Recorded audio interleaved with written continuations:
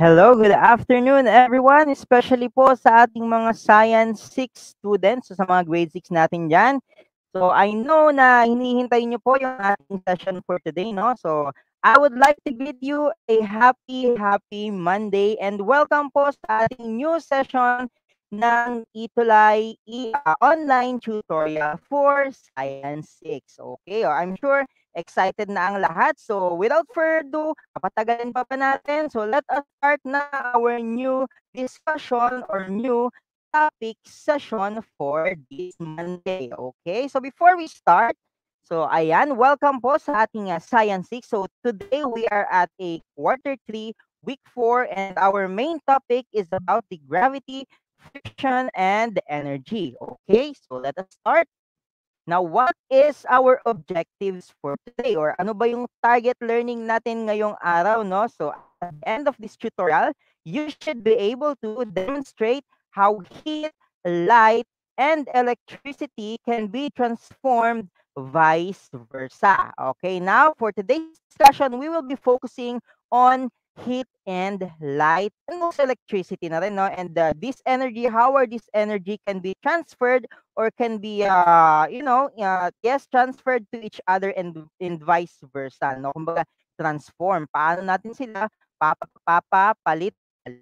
Okay, so ayan, syempre before we start, baka mamaya nakalimutan na, isang linggong nakalipas, baka mamaya is nakalimutan na nila ang kanilang mga tutor na nakakasama tuwing Monday every 3 p.m. to 3:40 p.m. Okay, so let me introduce myself once again. Good afternoon, everyone, especially to our grade 6 students and all of the students who are tuning in to our program.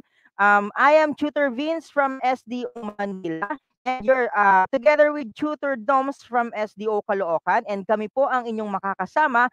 And every Monday po iyan, 3 p.m. to 3:40 p.m. in the afternoon. And saan po ba tayo mapapanood tuwing ganitong oras? So we can be watched. Meron po tayong dalawang channels. We have the Facebook page and YouTube channel. So in Facebook, we can be watched at DepEd Itulay. And sa YouTube naman po, YouTube channel, we have the DepEd Itulay also. Okay, so yan po din po tayo mapapanood. Now, welcome po ulit sa ating lahat. And before we start, I would like to acknowledge the students who are here early, no? Shout out muna natin yung mga ating mga estudyante dyan. Shout out kay Ate Cassandra Bravo. Good afternoon po. Cassandrea pala from Gamo Central School, grade 6 Mahogany, still watching and listening to DepEd Itulay TV. Ayan. Thank you for tuning in, Cassandra. And we have Gwyneth Angeline Legaspina Tolentino. Good afternoon po. Watching from Aurora Quezon Elementary School, STO, Quezon City. Hello, good afternoon po dyan sa mga taga QC. And we have next, we have Eliza Jane Atriginio. Good afternoon po. Watching from Malasin Elementary School, SDO City of Iligan, Isabela, Region 2. And for her advisor, shoutout po kay Ma'am Joanne M. Garbin. And si Kuya Adrian Ray Rivera, shoutout po sa inyo diyang lahat. Okay, ang dami at saka ang lalayo ng ating mga participants, ng ating mga grade 6 students. Okay, so let us start na. Without further ado, let us begin our new session for today. So let's have our Saibalik Tanaw.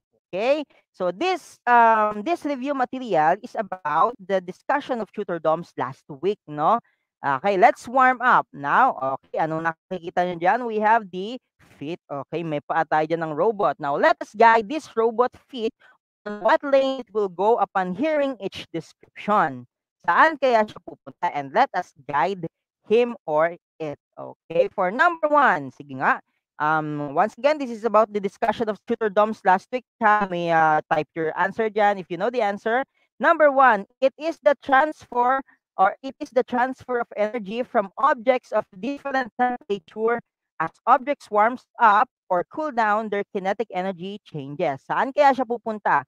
Is it the sound, light, or heat? Now, what do you think is the answer for this question? Okay, while typing, sige, I know, tinatype na nila, medyo delay lang yung signal maybe. Shout out kay Ate Raijin Reka Reyes. Wow, what a name, di ba? Ang ganda ng name ni Ate Raijin, ang hirap i-pronounce. Okay, meron na tayong unang sagot from Ate Gwyneth. Ang bilis mag-flash ng ating screen. Ate Gwyneth, ang kanyang sagot is heat. And tingnan nga natin kung tama. Okay, very good. So that is the correct answer. The heat. And for number 2, question or situation.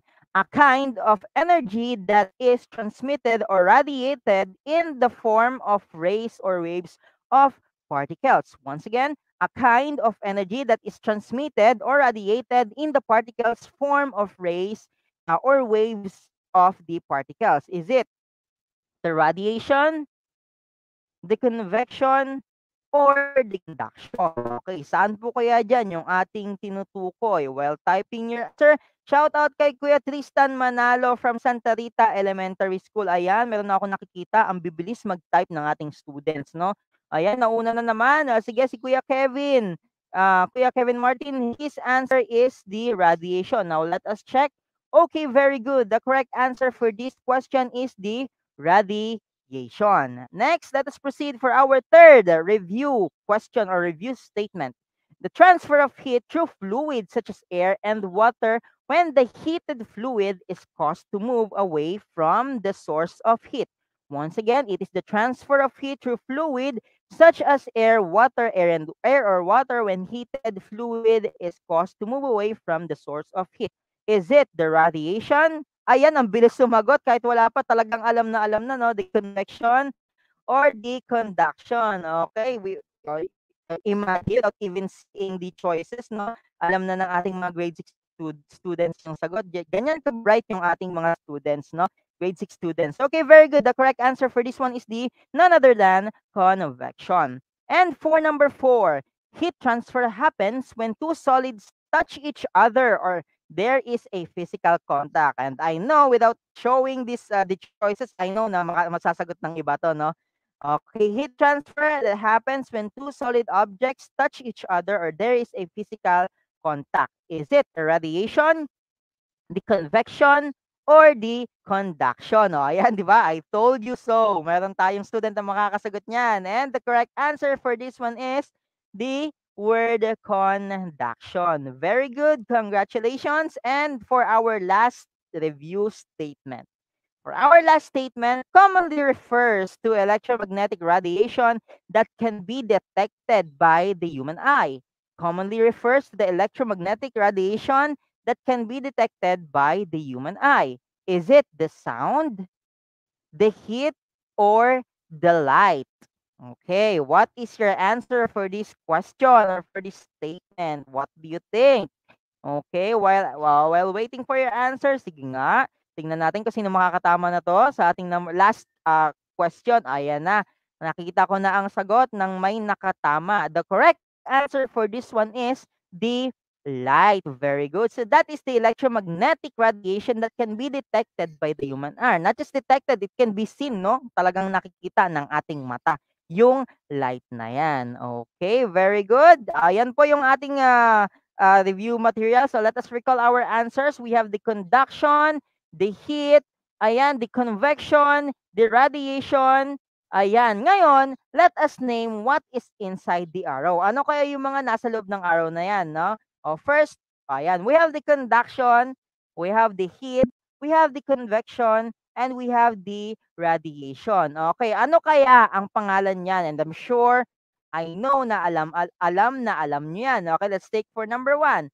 Ayan we have the flashlight. Yan yung mga name nila. We have the flashlight, the sun, the bulb, and the moon. Okay, yan po yung ating mga pangalan ng ating mga items, mga blind items na nasa likod ng ating mga boxes kanina. Now, the question is, what do they give us? Ano ang binibigay nila sa atin? Now, observe the picture or observe the object. Now, what do you think is that they can give to us? Ano kaya yung nabibigay nila sa atin? Let's say, for example, we have the flashlight, the sun, the bulb, moon. Okay, let's see. Ayan, meron na akong nakitang sagot. Ang sagot ni Kuya Kyle Joseph Salvador, ay, ang bilis, tubaon. It is the light or in Tagalog, liwanag, sabi ni Kuya Adrian. Very good. Now, they can give us the light, the liwanag, 'di ba? Yan yung kanilang binibigay.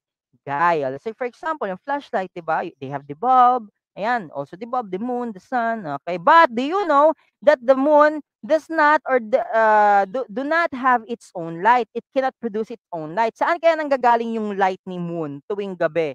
You know, because the moon does not have its own source of light. It cannot give its own light. Now, where does this light came from? It is from the sige nga, tingnan ko nga kung sino may nakakaalam ng gano'ng term, na alam niyo ba na si moon ay hindi niya kayang magbigay ng sariling very good, ng sariling light, no, very good, Ate Rachilda Parcon, sa sun po, okay, very good, or sa star. Yung sun kasi, yan yung pangalan ng star natin, okay, very good. So, sa sun nanggagaling yung liwanag ni moon tuwing gabi. Very good. Alam na alam. Now, let us proceed to our main discussion for today. Let's talk about what is light.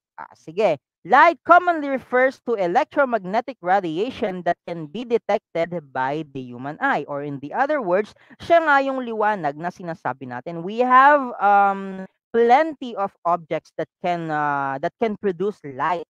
And even the animals, alam nyo ba na yung animals, they can produce they can make their own light. Let's say for example, we have the firefly, 'di ba?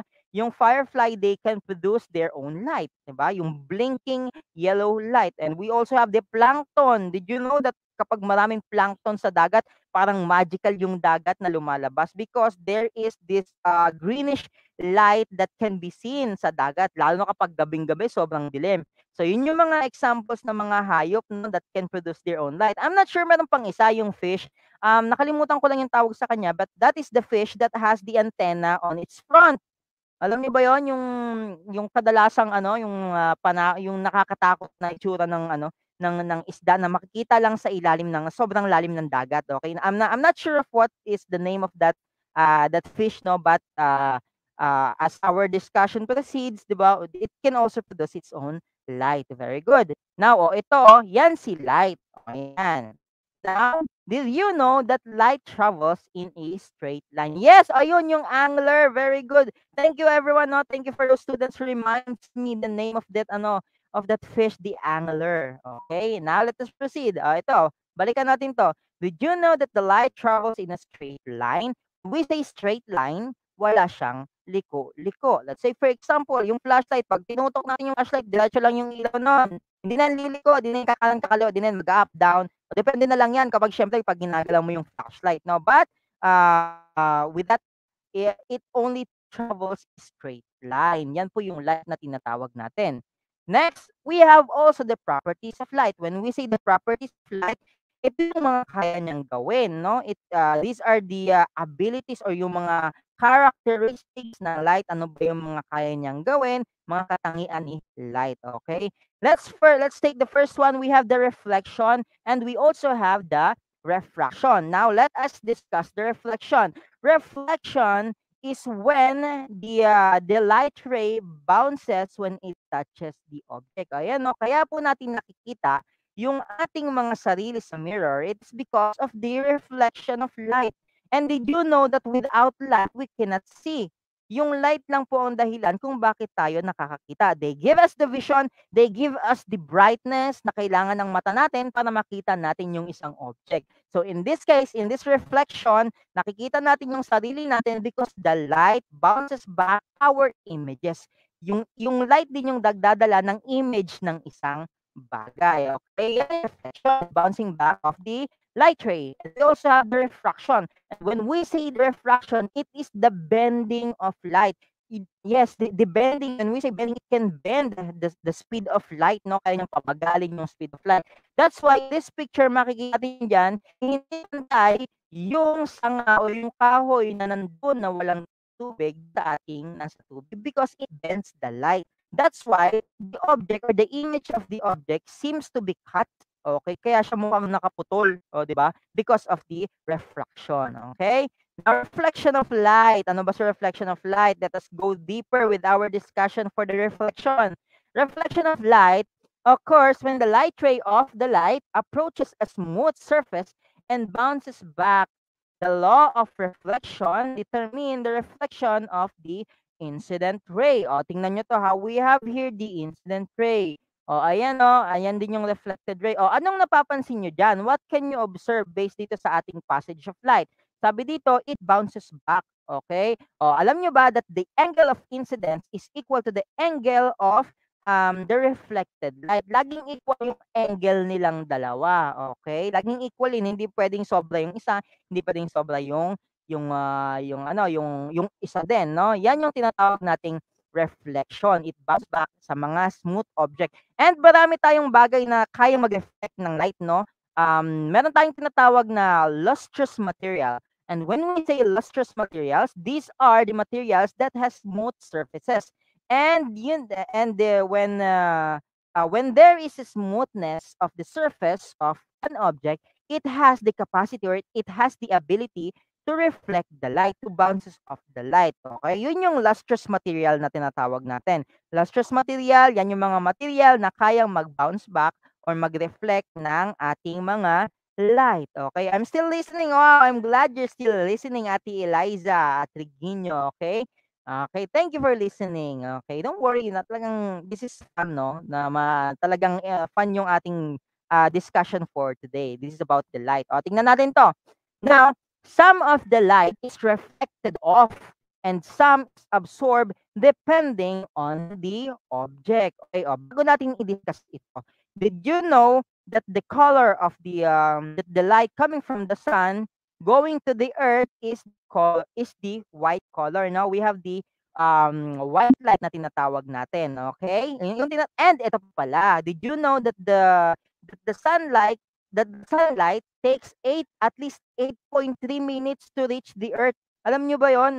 Kahit sa sobrang bilis na, and we all know that the light is the fastest moving something on our universe, but still kahit gano'n siya kabilis, kailangan niya pa ng 8 minutes para makapunta sa Earth, okay? So, yun po yung gano'n siya kabilis, 'no? Now, and did you know, alam niyo rin ba na kapag nakakakita kayo ng rainbow, 'di ba, marami tayong kulay ng rainbow. We have the Roy G. Biv, 'di ba? We have the red, orange, yellow, green, indigo, and violet. And did you know that colors o yung mga kulay na yan ay naka-compress yan para maging isang white light. So, ibig sabihin, si white light ay meron siyang maraming kulay na nasa loob at dahil nga sobrang dami nila, nakikita lang ng mata natin yung white light. But they can be dispersed. Ibig sabihin, kaya silang paghiwalayin gamit yung prism. At alam nyo ba yung prism? Yung prism na yon kaya niyang paghiwalayin yung mga kulay na yan na makikita natin sa white light. Okay, now let us proceed to this one. Tingnan nyo to. Reflected light. Yung reflected light, kung ano yung nakikita ng mata natin, yun yung reflected light. Okay? Ngayon, kung ano yung hindi nakikita ng mata natin, yun yung absorbed light. In this case, kaya nagkakaroon tayo ng shadow kasi nagkakaroon tayo, nahaharangan niya yung ilaw na nanggagaling kay flashlight. Ngayon, yung ilaw na yan ay nireflect niya. Ngayon, nagkakaroon tayo ng shadow dito sa likod. Yung absorb po, yun yung hindi natin nakikitang kulay, di ba? Okay, yun yung absorb. Okay, next, let us proceed. Ito naman, transparent objects. Meron din tayong mga paraan kung paano natin natatransmit or naililipat or naidadaloy yung light natin. Okay, we have the transparent object. When we say transparent object, we have plenty of objects that are transparent. Now, let's take for example, the best example for this one is your eyeglasses or your reading glasses, 'di ba? Yung reading glasses na 'yan, that is a transparent object kasi kahit takpan mo yung mata mo, nakikita mo pa rin kung ano yung nasa harapan mo. Okay, yes, very good. Sa glass din, 'di ba? Yung glass is but depende sa glass, no? Kasi may mga glass na hindi naman siya totally transparent, and we will discuss that later, okay?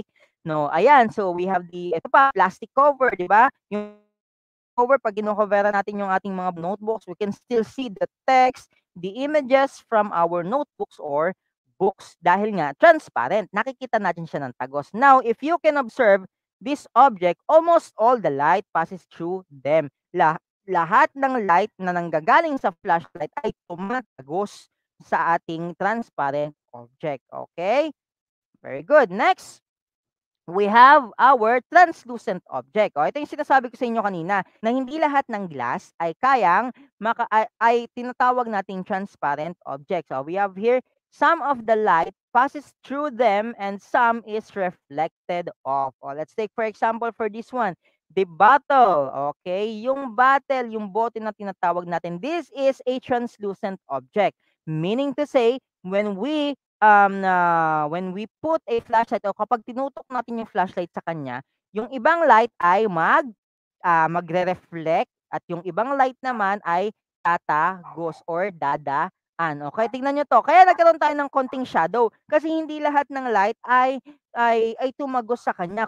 Kung mapapansin niyo dito, medyo madilim na. Okay? O kung ilalagay sa mata yung ating mga translucent object, ibig sabihin malabo na 'yan. Malabo na yung makikita natin, but still we can see, hindi lang siya gano'n kalinaw. Now, what is the best example for this one? Let's say for example, the jalousie, yung mga glass o kung natatandaan niyo, way back on your face-to-face classes, in your classroom, meron tayo ng mga jalousie, yung mga babasagin na mga babasagin na bintana, okay? Yung mga naka-layer, nakapatong-patong tapos tinutupi lang. Yung pinapalinis sa inyo ng advisor niyo kapag during your free time. Okay, yun yung isa sa the best example ng translucent object. Meaning to say, we can still see, no? Nakikita pa rin natin siya, but still, it's not that clear. Hindi siya ganun na kalinaw. Kasi nga, yung ibang light kanyang nireflect at yung ibang light ay dumaan sa kanya. Okay? Next, yan po yung ating translucent object at it can still pass through pero hindi lang lahat, no? Next, we have this one, the opaque objects. Ito yung napakaraming bagay na sobrang opaque talaga, no? Now, what is the opaque object? They do not let light pass through them and some of the light is reflected off and some is absorbed. O ito yung sinasabi natin. When we say opaque object, these are the materials that they do not let they do not let the light pass through them. Let's say for example, yung bag, opaque kasi 'pag tinutok natin diyan yung flashlight, 'pag nandoon ka sa likod ng bag, hindi mo makikita yung light ray na tinatawag natin and diyan tayo nagkakaroon ng sobrang dark na shadow, okay? O ayan 'no, sobrang dark ng kanyang shadow, 'di ba? Kasi in that way, hindi lahat ng object ay or hindi niya talaga totally yung lahat ng nakukuha niyang, lahat ng tumatama sa surface niya na light ay hindi niya hinahayaang tumawid. Kaya nagkakaroon ng shadow sa likod at sobrang itim niyan kasi nga totally wala, okay? Marami pa tayong examples ng mga translucent ay mga opaque objects. Let's say for example, ang pinto, 'di ba? Yung pinto 'pag nilagay mo 'yan sa mukha mo wala ka na talagang makikita sa likod, 'di ba? Hinaharangan niya, okay? Ano pa? Let's say for example, yung curtains, 'di ba? O yung mga kurtina, may mga kurtina na talagang wala kang makikita, okay? Yun yung opaque object. Yung bag niyo, yung uniform niyo, o 'di ba? Yung ballpen niyo, opaque po iyan, okay? Hindi yung opaque na fake ha, opaque po magkaiba po 'yun ha, yung opaque at saka fake, okay? Yung fake yun yung peke, yung opaque yun yung mga bagay na hindi niya kayang or hindi niya inaalaw yung light na makadaan sa kanya, okay? Kasi madamot yan si opaque object, okay?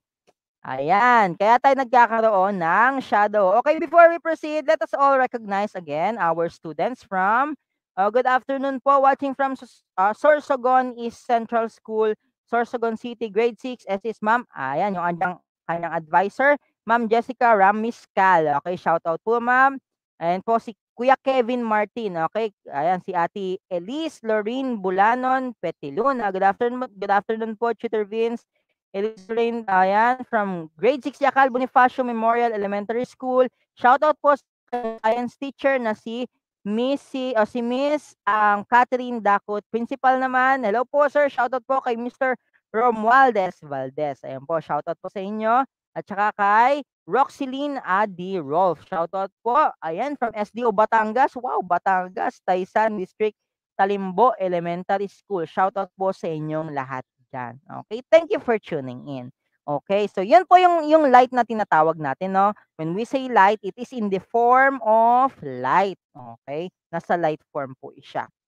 Now, if the surface of an object is smooth and shiny like glass, water, or polished material or polished metal, most of them is reflected off and very little light is absorbed and it produces a mirror-like reflection which is called the specular reflection. Now, ito rin yung dinidiscuss natin kanina na mga lustrous object. Okay, let's say for example, ayun, no, yung mirror.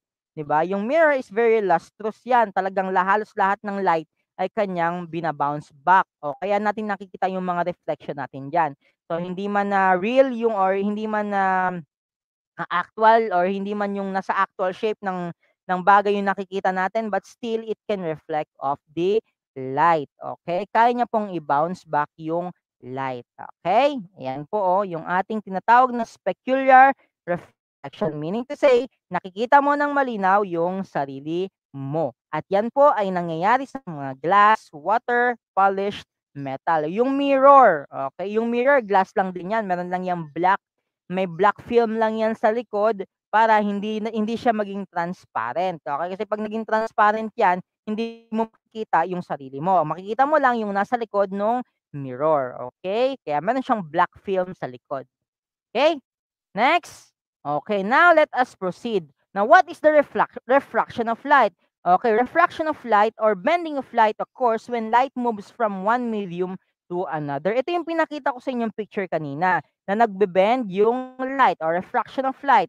We have here the light from the sun going through the air. Tapos sa air, magta-travel siya sa water. Ngayon, ang nangyayari po dyan ay nagbabago yung speed niya, yung bilis ng light o ng speed of light kasi dumaan siya sa mas mabigat na medium. When we say medium, it is where the light can it is where the route of the light, siya yung ruta ng yung pwedeng daanan ng ating ilaw. Kaya niya kasing dumaan sa air at kaya niya ring dumaan sa water. Ngayon, nangyayari dito, kapag dumaan siya sa air, tapos pumunta siya kay water, in this case, magbabago yung angle ng kanyang light. Kaya yung kapag sa mga nangingisda, alam to ng mga nangangawil, mga nangingisda kasi kapag nangungana sila ng isda, hindi nila tinututok yung pana mismo doon kung saan nila nakikita yung isda. Ang ginagawa nila, medyo nilalagay nila sa unahan. Ina-advance nila yung kanilang sight doon sa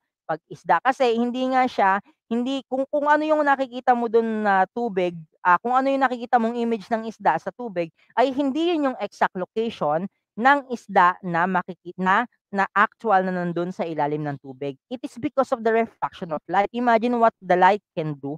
Kaya niyang i-bend yung light, 'di ba? Yan yung nagagawa ng water, okay? Now, let us proceed with next. Okay, ito. Sa tingin niyo, ano tong pinapakita ko na to sa inyo? What is it? What do you think is it? This is the electricity. Okay. Now, what is the electricity and what is the connection of the electricity to the light that we discussed kanina?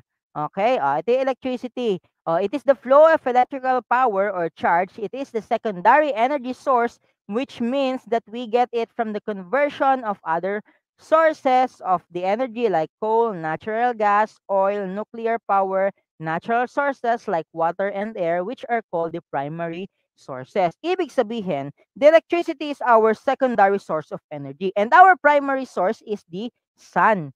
Lahat po ng living things, ang primary source ng kanyang energy ay si sun. Ngayon, bakit ba tayo nagkakaroon ng ganitong klaseng energy? We have electricity. Tingnan nyo to, marami tayong source ng electricity and they are converted, no? When we say converted, from this source, naging ganito siya, naging electricity siya, okay?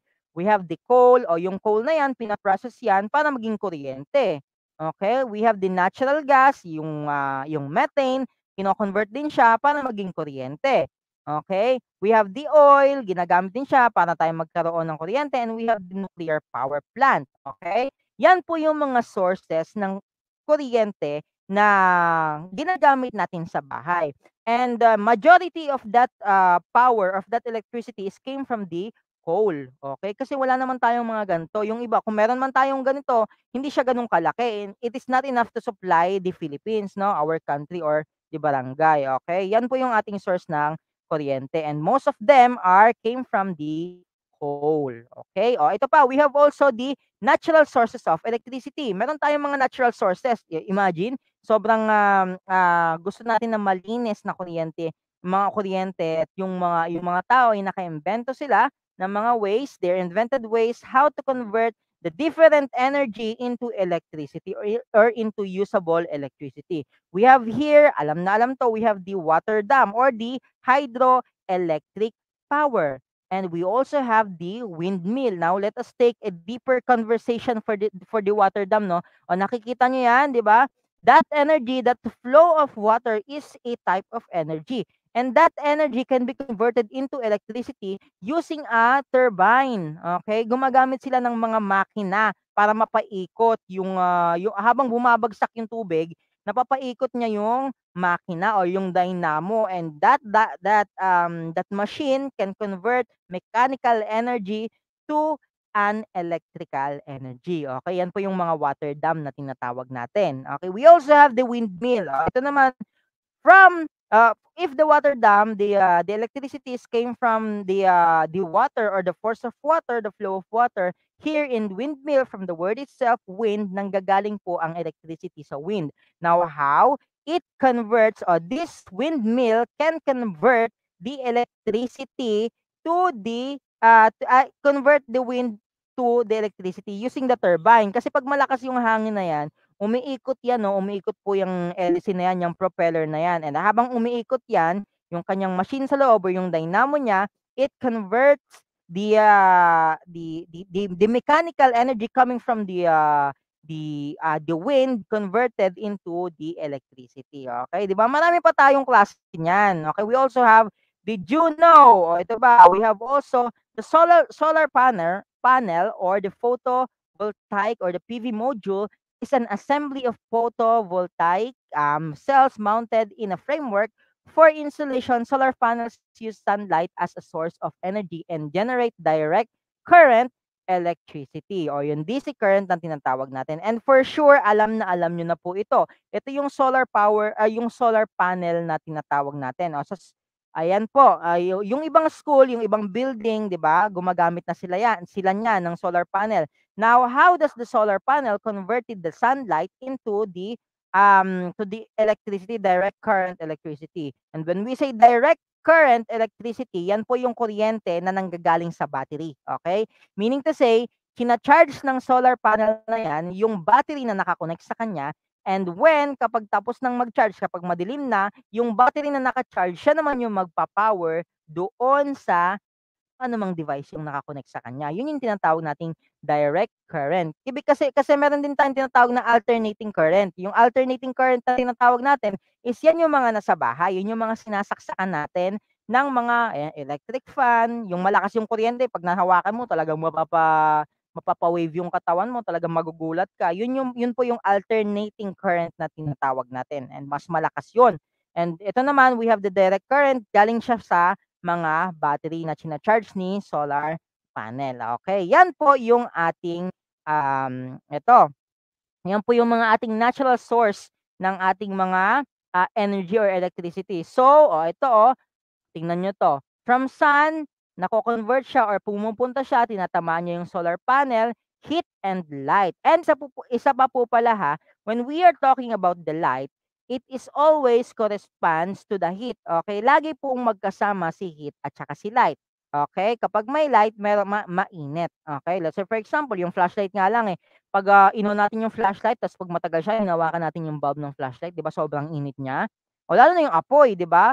Especially the fire, kapag hinawakan natin yung fire, 'di ba? Source din siya ng ng kuryente, 'di ba? Sobrang init din niya. Okay? So yan yung nangyayari. The heat and light coming from the sun, tinatamaan niya yung solar panel, tapos yung solar panel na yan, china-charge niya yung battery na nakakonect sa kanya, tapos yung battery na yun yung magbibigay sa kanya ng kuryente. They have heat and light. Yes po. Ayan the sun converted to solar panel.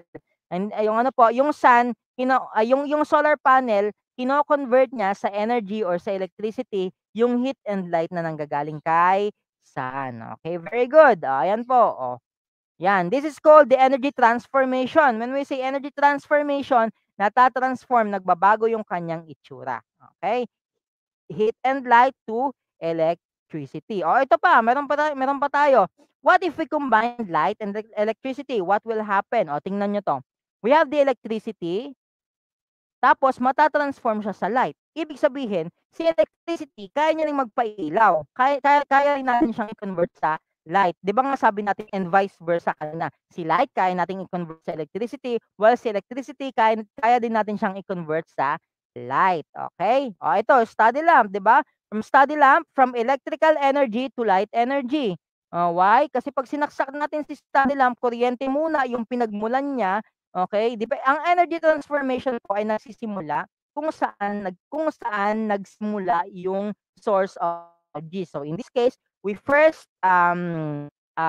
we first plug in the study lamp. So meron tayong electricity, convert niya po yung electricity na yan into light. Okay? Now, what if we combine the heat and electricity? Eh, paano naman? Sir, kaya ba natin i-combine si heat at saka si electricity? Yes. Ito yung pinaka-the best example, no? Electricity, the flat iron. When we use the flat iron, di ba, sinasaksak natin siya from electricity, tapos 'pag sinaksak natin si flat iron, magiging heat. Marami pang ganyang klase ng marami pang ganyang klase ng mga appliances na kaya mag-convert kay electricity to heat energy, no? Let's say for example, the rice cooker, the heater, the oven, the microwave oven, the bread toaster, 'di ba? They can convert the electricity into a heat energy. Tingnan niyo 'to, from electricity, tinransform niya from heat, and then tsaka na nagpa-plancha, 'di ba? Ayan, pinaplansya na ni nanay or ni yaya yung damit. Okay? Now, energy transformation happened. Ito, flat iron from electricity to flat iron, yung flat iron magpo-produce po siya ng heat. Okay? Umiinit siya. Okay, very good. Electricity to heat. Okay? So yan po yan po yung tinatawag natin na energy conversion, no? Ibig sabihin, from this type of energy can be converted into this type of energy and vice versa. Si light kaya nating i-convert sa electricity, si electricity kaya nating i-convert sa light. And si light, kaya niyang i-convert sa electricity, and si electricity, kaya niya ring i-convert sa heat. Okay, yan yung conversion po na tinatawag natin. Ibig sabihin, nagpapalit-palit ng type or ng klase ng energy ang isang object. Okay, so yan po yung ating discussion for today. Now, remember, sa tandaan, no? Tandaan niyo po ito, ha? Energy transformation is the change of energy from one form to another. Okay? Yan po yung tinatawag nating energy transformation. Even kayo nga, 'pag naliligo nga kayo, 'di ba, nagta-transform din kayo from may dumi sa katawan. 'Pag naligo, nagta-transform sa malinis. So, yung energy gano'n din, okay? So, yan po yung ating discussion for today. Okay, siyempre, tignan natin kung naiintindihan ba talaga ng ating mga students ang ating discussion for today. Now, agahamon. Tingnan natin anong gagawin natin dito. Sige, ganito lang po gagawin, heat and light. Ang gagawin niyo lang ay, yan matter. So, which vehicle do you want to ride in to complete the description of the picture? Tingnan natin, anong vehicle ang gusto niyong sakyan o yung tamang sasakyan para mapunta sa tamang object. Let's say for example, ito, electricity. Saan tayo sasakay? Sa heat or sa light?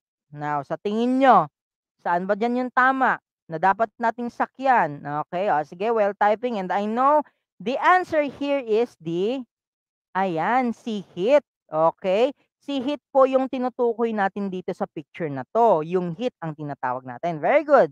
Next, how about this one? Ito naman. Ito, we have the cycle or the scientific calculator. The solar calculator. Is it the heat or the light? Saan po dyan? Ay, ano ba yan? Ang bilis. Sige, ayan. And I know, alam ko, yan din yung sagot nyo, yung light, because it has its own solar panel. May maliit po siyang solar panel dyan. Okay, yun yung nagcha-charge sa kanyang battery. Okay, which vehicle? Ayan po, si light. And next one, where do you want to ride to complete the picture? Ito. Yan. Electric water heater. Saan po tayo sasakay? Are we going to ride on the heat or on the light? Sige nga, let's check. Tignan natin kung saan kayo. Yung tamang sasakyan. Okay, very good. May nakita na akong sagot. Ang sagot ni Kuya Carl Dominic ay heat. Tignan natin. Okay, very good. Si heat po ang tamang sasakyan. And next one, ito, we have the street lights. Where do you want to ride? Is it on the heat or light? And I know that is a very obvious question. So the correct answer for that one is the light. Okay, very good, light. Next, ayan. And the last one, ito naman, we have here the oven. Saan tayo dapat sumakay? Sa heat or sa light? Sige nga, microwave oven. Sige, very good. Okay, the correct answer for this one is the heat. Okay, at saka light din. Bakit light? Kasi si microwave oven, meron siyang light doon sa taas na. Yun din yung source ng kanyang ano, yung source ng heat niya. Okay? Very good. Next, okay, very good. Congratulations for those who got the perfect score. And you know to yourself that you got the perfect score. And I would like to congratulate you for that. And syempre, we cannot end our discussion for today without introducing our Batang Scientist of the Week.